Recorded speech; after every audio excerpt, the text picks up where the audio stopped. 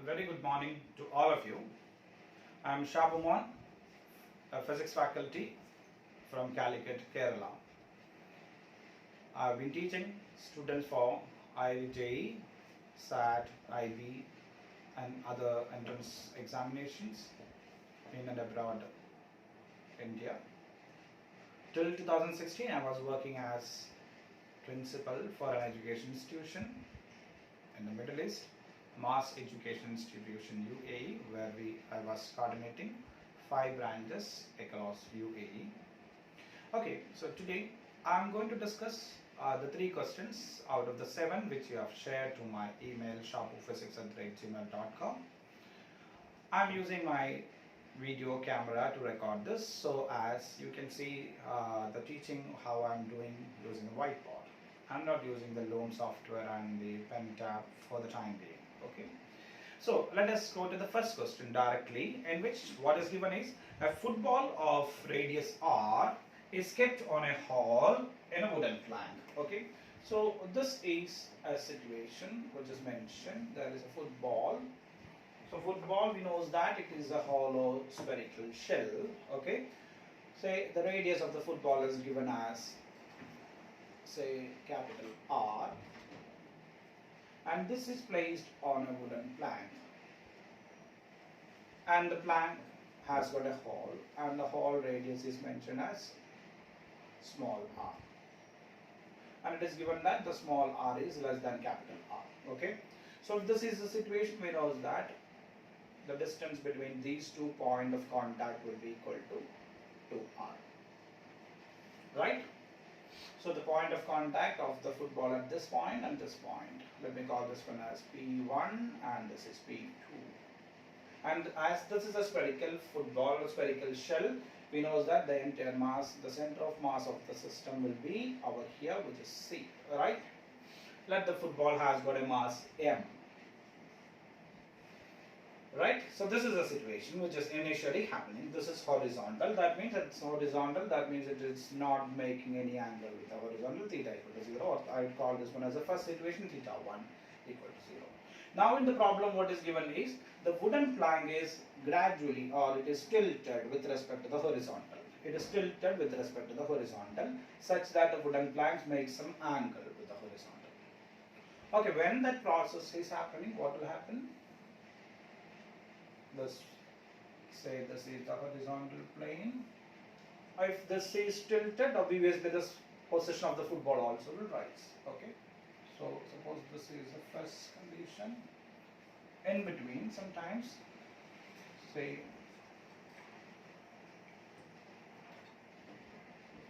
the wooden plank, right?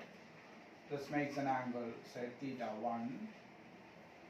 This is a point of contact, this is a point of contact, P1 and P2. And this is the center again, C. All the rest, all the other parameters remains the same, right? Okay. So what we can see is gradually when it is raised, right, the center of mass, initially the center of mass was, say, at a distance of something h1 from this. Now this is slightly raised from the point P2. So that is H2. So we can say that H2 is greater than H1. Okay. So what we can see? We can see that the height of the center of mass from this point, say the point, we can say the pivot point, is increasing. So obviously the potential energy will be increasing, right? So when it is compared here, the potential energy is minimum and this is gradually rising. Okay. Now if the practice is still increased, what can happen? There can be a situation at which the football will be taking this type of a position where the center of mass comes right above the point P2. Right above the point P2. Okay, what we can say, that is a maximum height that can be attained by which one? That can be the maximum height attained by the center of mass with respect to P2. Maximum height attained means that is nothing but this is the maximum potential energy point, right? maximum potential energy point of a system. What does it indicate? That indicates the unstable equilibrium, correct?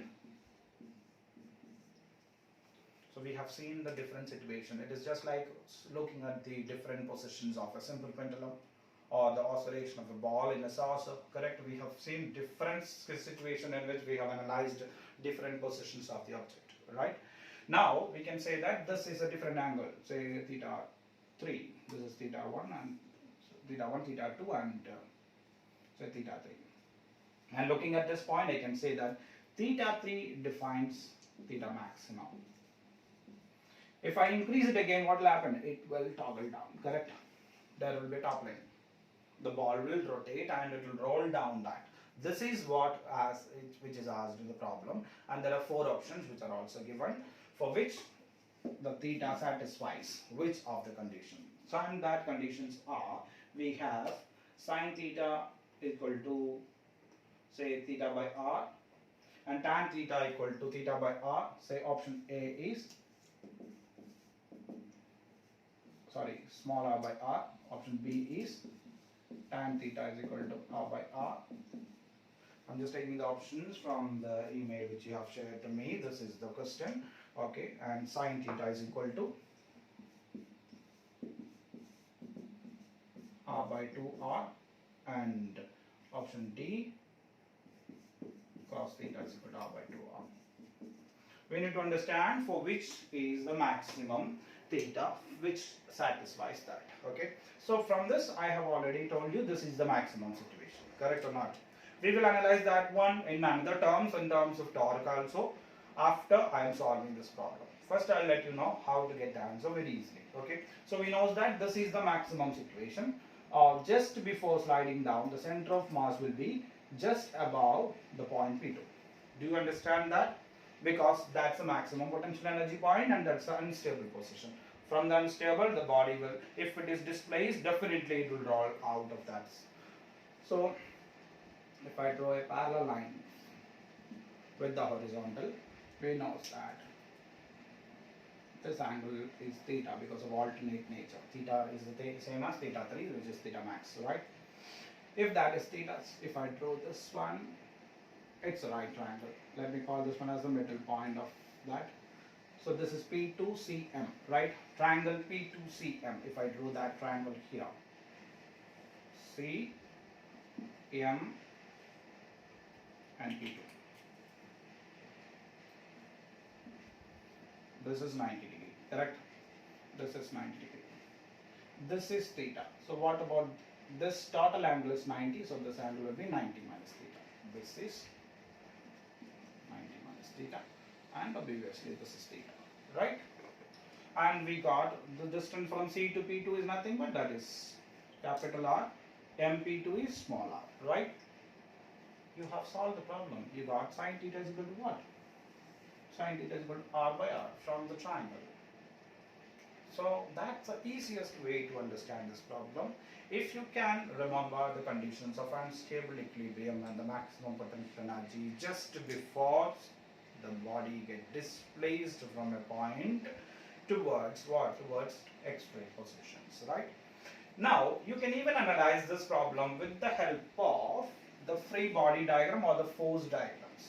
Okay, let me draw that one again for you to analyze this one again. So this is the situation which is mentioned.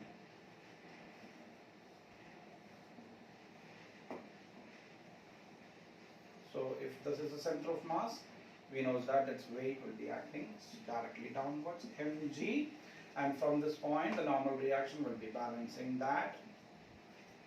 Okay, so that is a balanced condition for that. Now if I drew a perpendicular, we got this angle as a theta, which we call it as theta maximum.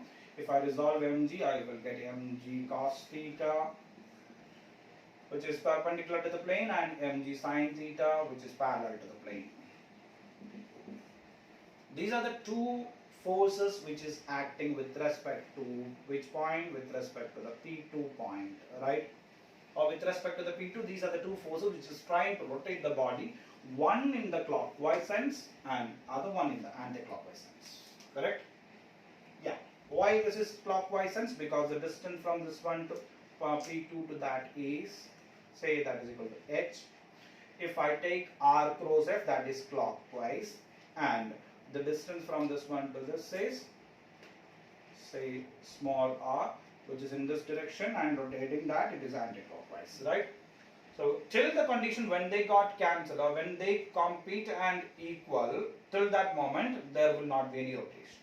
Or we can say that when the torque due to mg cos theta is higher, there will not be any toppling, correct? So what is the torque due to mg cos theta? We know that the torque can be found by r cross f. It is a cross product of r and f, or force into perpendicular distance. What's the perpendicular distance from P2 to this?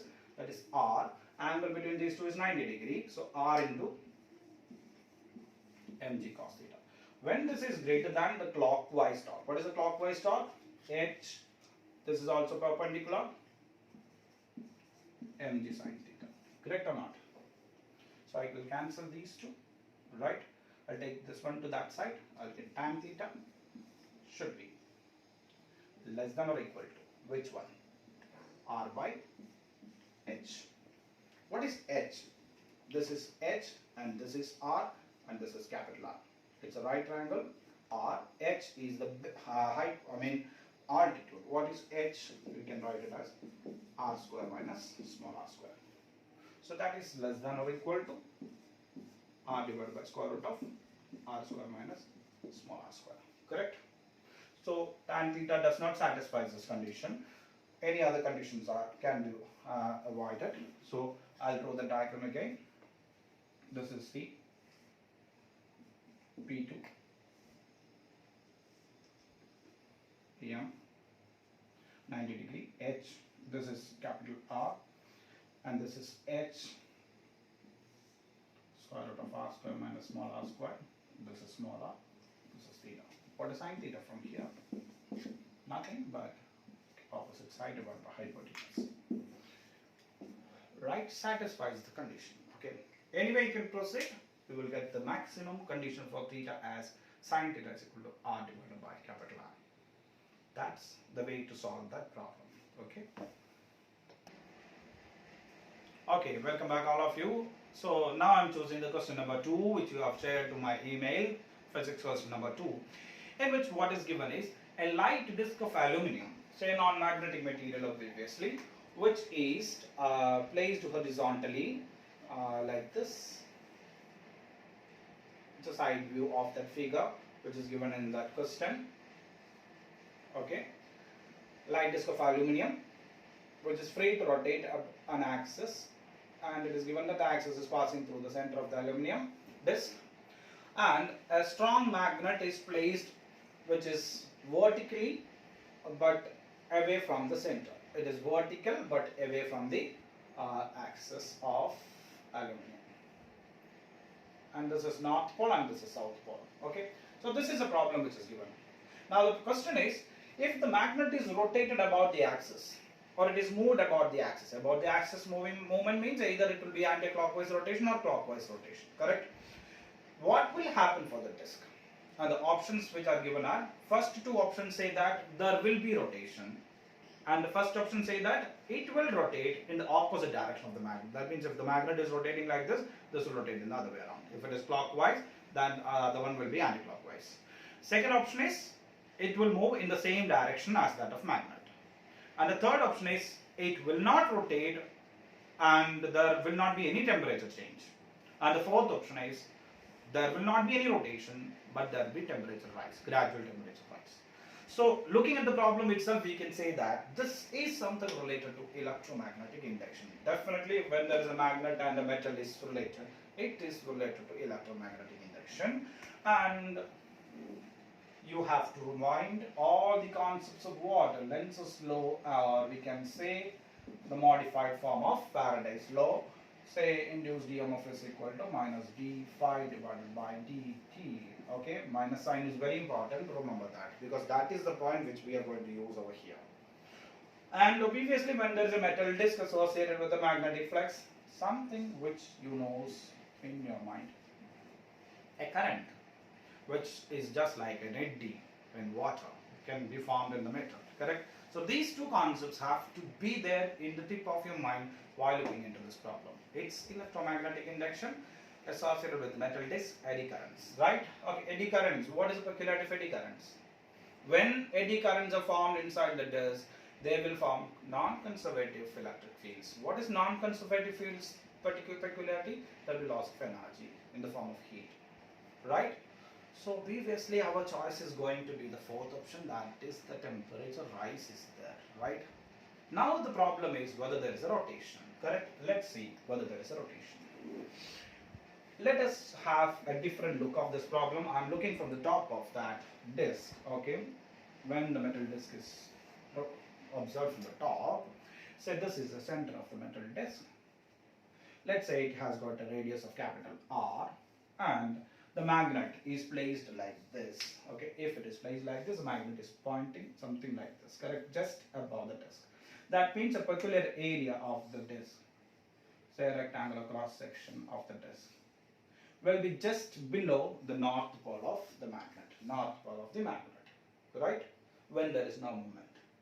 And we know that when a magnet is placed, anyway, if this is the north pole and if this is the south pole, north pole the magnetic field originates and south pole the magnetic field ends, and there will be magnetic fields through the magnet like this. It's a closed curve, right? Isn't it? That is why we are getting what? Integral of P dot TL is equal to 0, right? The work done by the magnetic field is equal to 0, right? So this is the way the magnetic field lines go. This is called as a magnetic dipole, right or not? Okay. So when there is magnetic field coming out of it, if you look from here, suppose you are looking from here, if you see that magnetic fields are coming towards you, that pole is called as north pole, right? Isn't it? Now, if you see that the magnetic field, if you are over here, say your eyes are here, if you see that the magnetic field are moving in, that pole is called a south pole, right? Okay. So this much we know for a dipole, right? Okay. So if there is a north pole over here, what happens? There will be magnetic field lines which is pointing like this, right? They are moving into. And there will be the magnetic fields going like this, and they can come like this, right or not? So there will be areas on the disk through which magnetic field lines going in and coming out. So throughout the disk, throughout the surface cross-sectional area, the magnetic field line strength is not uniform, it is non-uniform, correct or not? Because that is not placed on the center. So at different rings, the strength will be different, but that is not our matter. Our matter is whether it is moving or not when the magnet is moved. Okay. So for convenience, I am taking the magnet gets rotated in the anticlockwise sense with respect to the axis. That means it moves anticlockwise like this. So maybe in a time interval of delta t, it reaches somewhere over here. An angle delta theta is made. Okay. What can happen for this area? Suppose that area, I am taking it as a circular area just below that north pole. Just below this north pole, there is a circular area through which magnetic fields were piercing in, right? So initially, magnetic fields were moving in. When the magnet was there, the number of field lines will be maximum, correct? Yes? When the magnet starts moving, that means the magnet pole is changed from that position. What happens? The number of field lines passing through this particular area, let me call this one as a small elemental area ds, is decreasing, right? It is decreasing. What does it indicate? There is a change in flux associated with this, correct?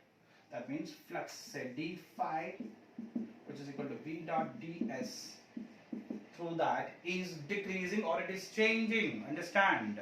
When there is a change in the magnetic flux, here comes the importance of Lenz's law, right? What does Lenz's law says? If there is a change in magnetic flux in a time interval, it induces an electric field which is called as induced EMF, right? And if there is an induced EMF and if there are free electrons, definitely there will be a current flow which is called as induced current, So the change in magnetic field, which is minus d phi by dt, gives rise to epsilon, which is induced EMF, right?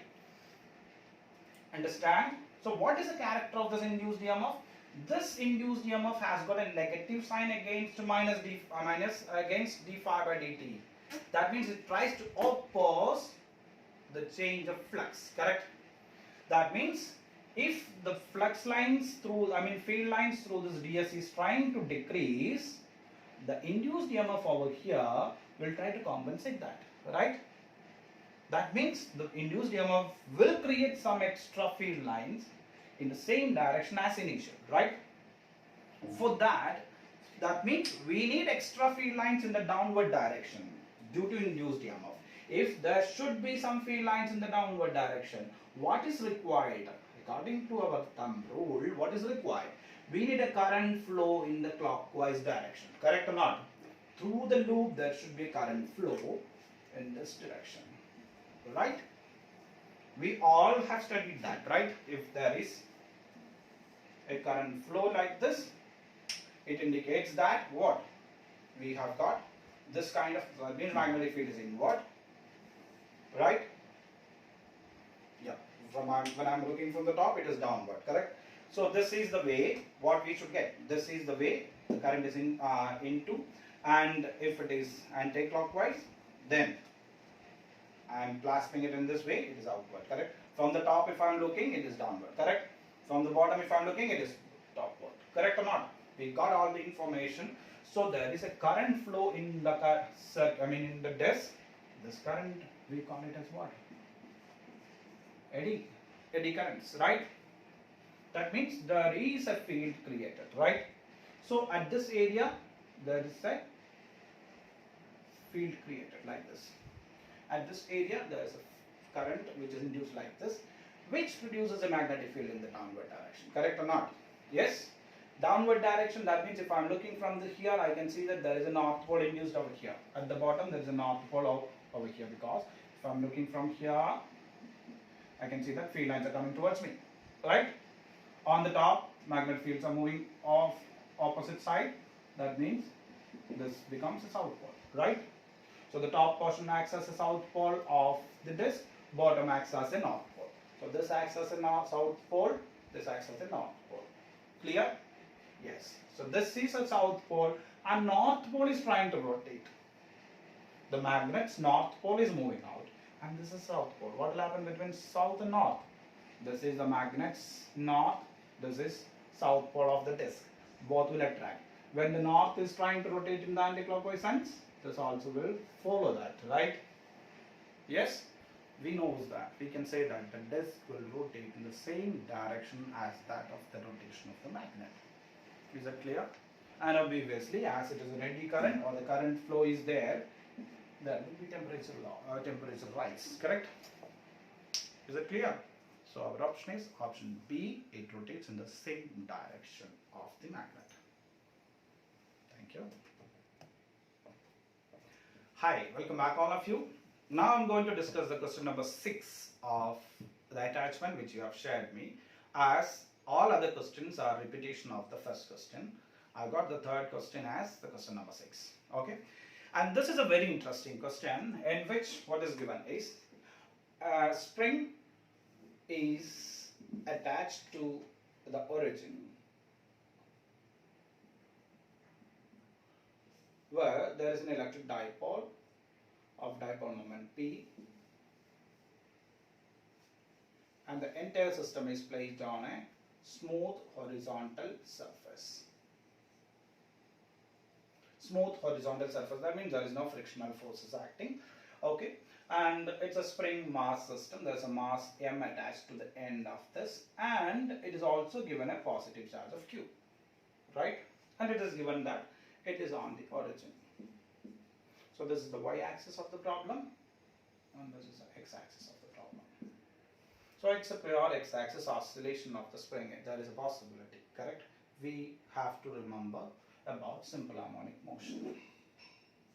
Simple harmonic motion. When our spring mass system is attached, we have to remember simple harmonic motion, which is controlled by spring force F is equal to minus kx, and you will be remembering this one, mass into acceleration is equal to minus m omega square x, and the frequency, the natural frequency of oscillation is 1 by 2 pi root of k by m. This is the equation that you will be remembering normally, correct or not? Yeah, okay.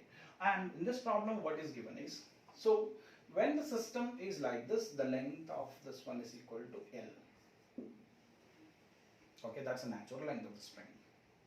Now, if there is a positive charge over here and if there is a dipole which is having a dipole moment like this, what is a dipole's direction indicates?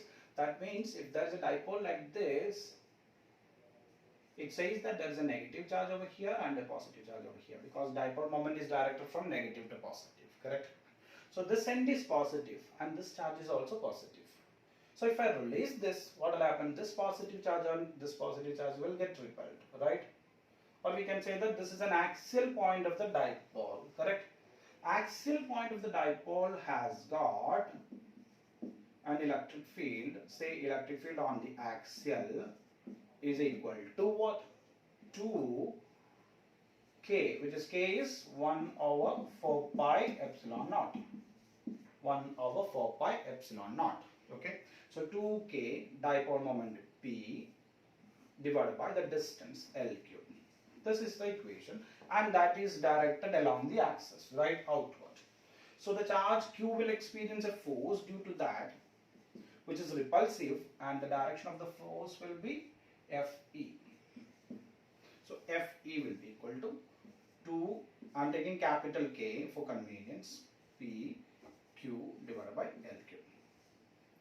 And at L, what is the situation when the spring is at natural length? Fv is acting as a deforming force, and if that is trying to stretch that, the spring will try to compensate, or it will try to pull it back, which is known as a deforming, restoring force.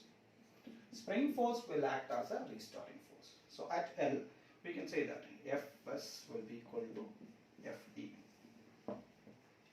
So from this I can write KL is equal to 2 capital K PQ divided by LQ. Right? So we have seen the concept of axial point of a dipole. We have seen the spring force equation and equated. Understand? Now, if it is released, it says that there is an extension in the problem, and the extension, what happens? It gets extended by a distance of, say, delta L. Let us take delta L is equal to x. Okay, so there is an extension for that, which is delta L, that is equal to x. That means the total length becomes L plus x, correct? If it is stretching, what will happen? If there is a stretching in the smooth plane, there will be an oscillation, correct? There will be an oscillation. And in the problem, what is given is that it oscillates with the frequency of, say, nu dash is equal to 1 by delta root of k by m. Your question is, what's the value of delta? What's the value of delta? We should find out that delta. That means we should find out the frequency of oscillation, correct? Now, when it is extended, extension happens, the total displacement is Lx. Let us find out the net force acting on the system.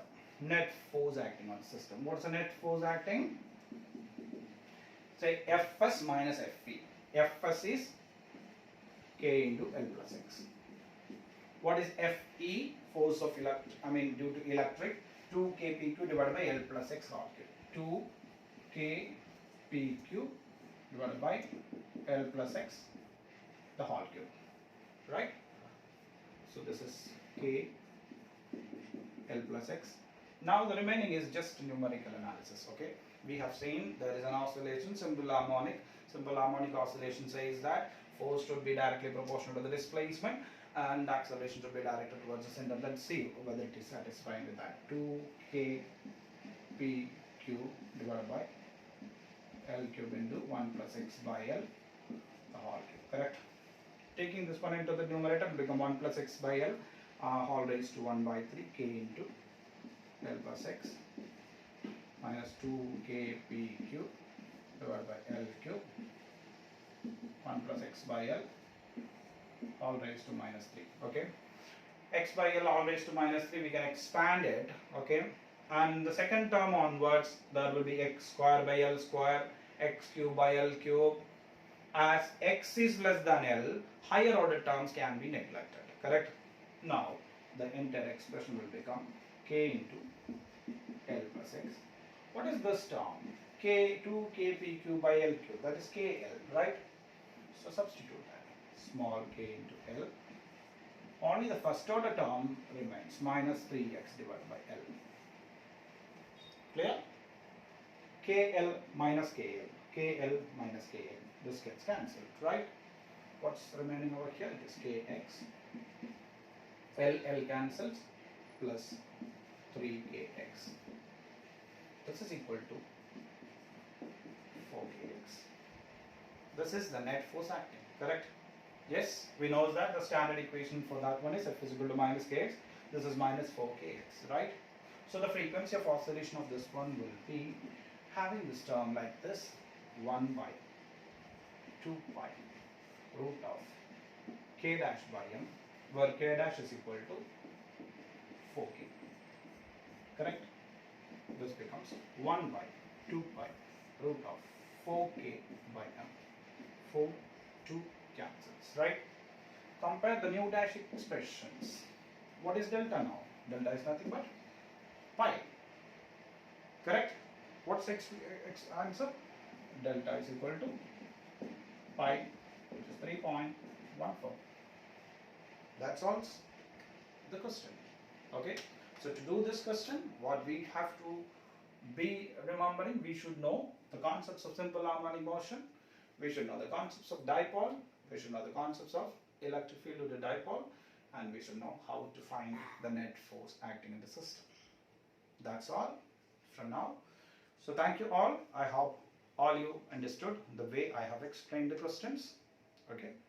So thank you all. Thank you very much. Have a great day.